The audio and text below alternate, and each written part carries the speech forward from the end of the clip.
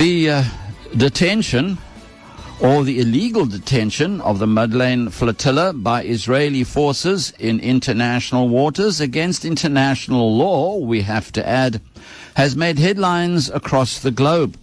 But the headlines appear to have been somewhat muted. Words such as intervention being used. Never knew an act of war was an intervention. Nonetheless, a recent article by Mariam Jooma argues that media publications are tiptoeing around the tulips. Online is Mariam Jooma herself, a member of the Media Review Network. Assalamu alaikum.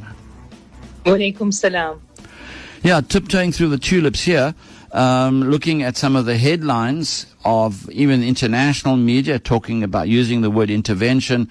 And of course, you've had a go at Daily Maverick for downsizing the importance of the detention or the attack or whatever one would like to call it of the Madleen Flotilla in international waters.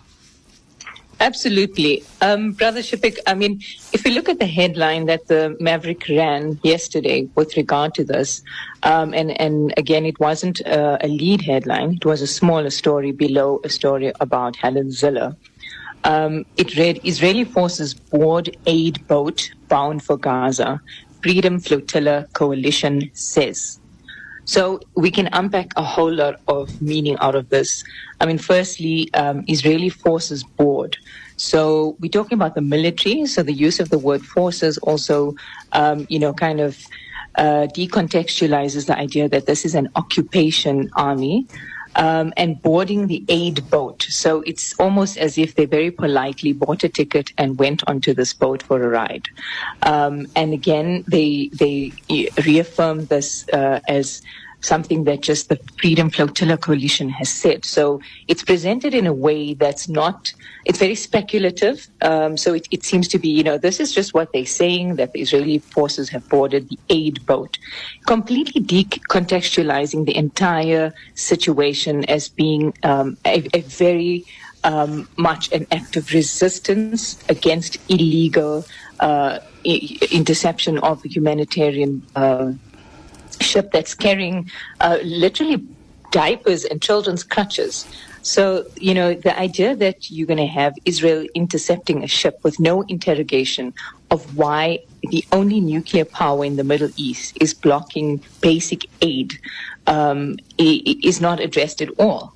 And so this we see is not just a news story, Brother Shafik. It's actually a case study, like a textbook case study of how colonial media frameworks, continue to shape who gets to be seen as a threat. And as South Africans, we know very well that black and brown bodies and people from the global South essentially have no voice except as passive victims in the general media. Yeah, I mean, the incident, when I heard it unfolding, seeing the message, the words that came into my head were piracy on the high seas.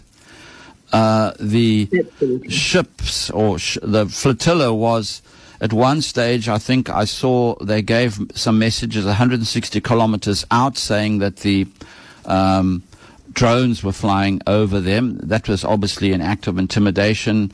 Then 120 and then about 90 kilometers the Israelis struck.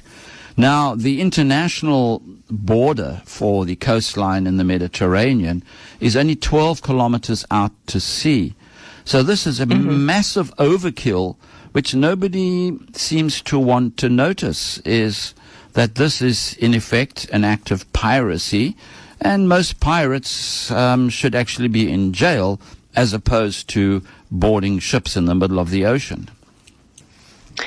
100%. And I think the point that you're making here is that facts are very much, conveniently amplified or minimalized when it comes to who gets to be the victor or the oppressor, the victim or the oppressor. And when we look at how the Ukrainian war the Russian occupation of Ukraine has been covered, we see a very different tone, very different temperament. In effect, the media working as partner to civil society in this, general war against Russia. So you've had headlines when UK residents have rallied around to get aid to send off to Ukraine. You've had headlines like civilian, from villages to Downing Street, the UK stands with the Ukraine. And then we've had things like civilian suffering must end.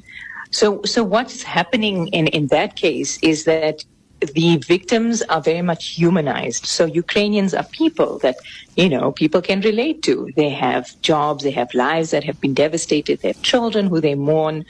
But none of this is afforded to the Palestinians, and I would say in general to any global South community or nationality. If we look at what's been going on in the DRC, I mean, this is decades-long exploitation, incredible levels of violence, and yet there's, it's almost a footnote, and it always relates back to the technology and how it impacts upon the tech economy.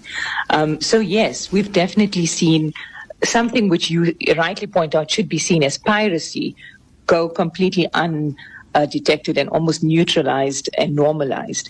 And I would like to put it to you, I mean, if we use the word pirate, normally what would come to the head? I mean, what would come to your mind? It would be Somali, right? So if you're talking about piracy,